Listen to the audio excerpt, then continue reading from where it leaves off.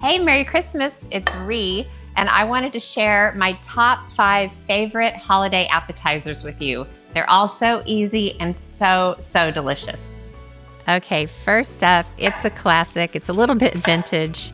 Tortilla roll-ups, and these have a holiday vibe. So just dice up some red bell pepper, green bell pepper, and dice it pretty small, and then just slice a few green onions. Now, this is a cream cheese mixture, and I've got 2 blocks of softened cream cheese, and I add a packet of ranch dressing, salt and pepper, and then this is time for the old smush maneuver. Just kind of smush it and smear it and get it all combined so that it's totally mixed.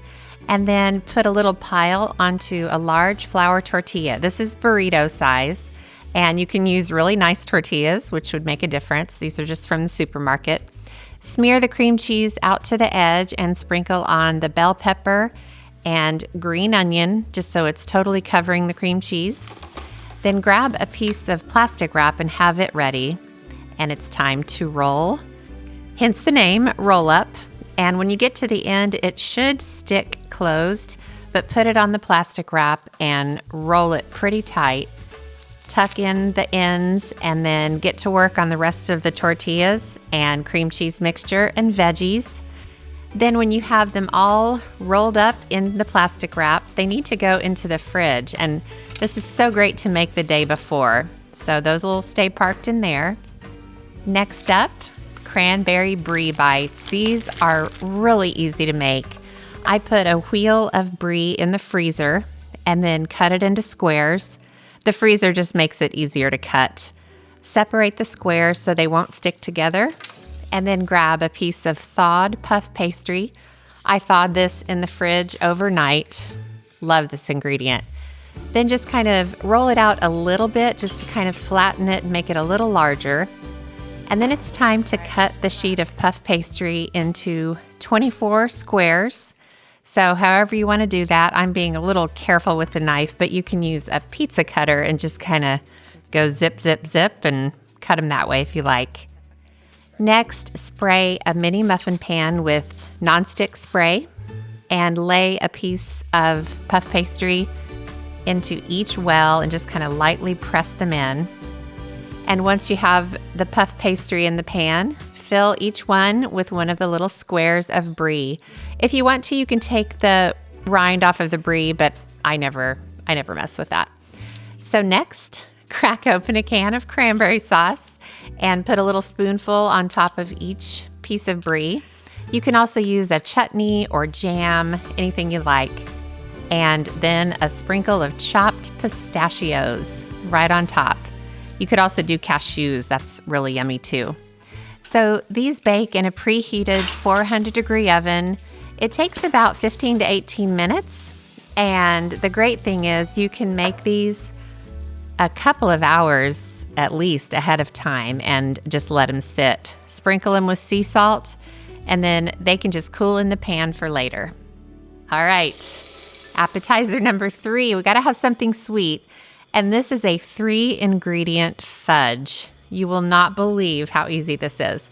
So in a double boiler, mix semi-sweet chocolate chips with a can of sweetened condensed milk, which is a miracle ingredient. And then while it's melting, crush up some candy canes or peppermints and crush it up pretty fine because you're going to sprinkle the top of the fudge. Put the peppermint into a ramekin so it's ready to go. And then we can take a look and see how the double boiler's coming along. Oh yeah, it's starting to melt. This really only takes about 10 minutes, and you just want to stir it slowly. You'll watch it kind of go from lumpy to pretty smooth. And in the end, it'll look sort of like a marshmallow mixture, and it's totally fine to see some of the lumps from the chocolate chips. So you want to hang 2 pieces of foil in opposite directions over the sides of a square cake pan. I'll show you why we do that later. Then just get all of that fudge into the pan, smear it around. It doesn't have to be smooth on top. And then sprinkle the peppermint all over the surface while it's still kind of soft. And then that can just kind of sit at room temperature while it sets. And you can get to work on the tortellini skewers. Just use some spinach tortellini, so it's green. Let it cook according to package instructions, and then drain it. And what I like to do is dump the cooked tortellini onto a plate so it doesn't stick together and it cools, just kind of spread it out. And then make a dressing for the skewers. And this is just olive oil with prepared pesto, a little red wine vinegar, salt and pepper, very simple. And you just kind of want it to be drizzleable, if that's a word. So then you can get to work on building the skewers. And they're just so simple. A cherry tomato with a couple of pieces of mozzarella and one of the spinach tortellini. And it's as simple as that. You can build a big platter of a whole bunch of them, just kind of lay them on each other, and then drizzle on this flavorful pesto dressing. You can also save the dressing for the very end when the guests come, or you can just let it sit and kind of marinate, sprinkle on some parsley, and that is good to go. You can store it in the fridge or let it sit at room temperature. And with that, we are on to number 5, which is probably my favorite. I can't have a holiday party without stuffed mushrooms. So pop the stems off of the caps and chop up the stems pretty fine. And those are going to be part of the filling for the stuffed mushrooms. So in a skillet, you want to brown some sausage. This is just good old Jimmy Dean breakfast sausage, but you can use Italian sausage or anything you like. This is actually spicy sausage, so it has a little bit of a kick. When it's totally brown and crumbled, just put it on a plate, and then in the same skillet, add some onion and garlic, cook it until it's soft, and then pour in the wine, which gives the stuffed mushrooms incredible flavor. Scrape the bottom of the pan and get up all that flavor, and then let the wine reduce by about half before you add the chopped mushroom stems. And you just cook the mushroom stems in the wine, add salt and pepper, and when the liquid is almost totally absorbed,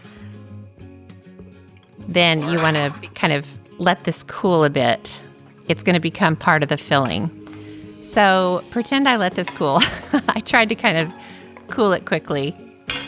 The stuffed mushrooms have a little cream cheese as well, so put the cooled mushroom stems in with a block of cream cheese.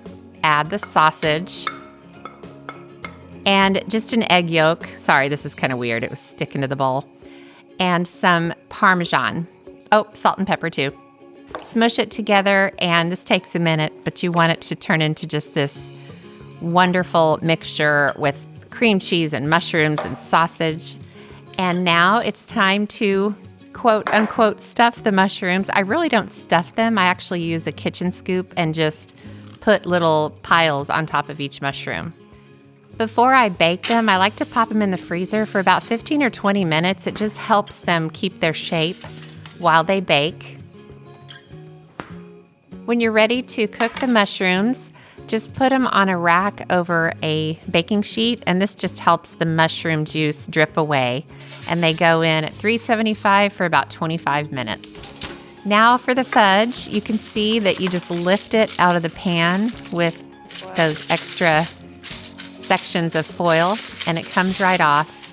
And I like to cut it into small squares. It cuts really easily, and you can actually put this in the fridge to hasten the setting process. But I like to do it at room temperature because look at how creamy and luscious that fudge is.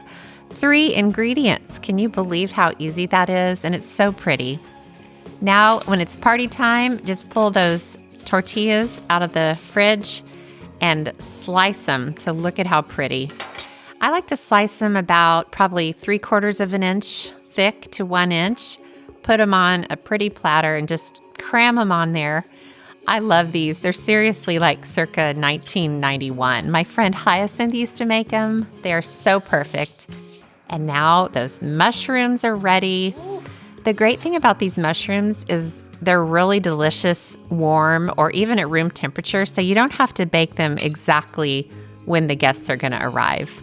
But man, honestly, these are like circa 1984. They stand the test of time. sprinkle on some parsley, and honestly, there is nothing better than this. I love these. So now come the cranberry brie bites.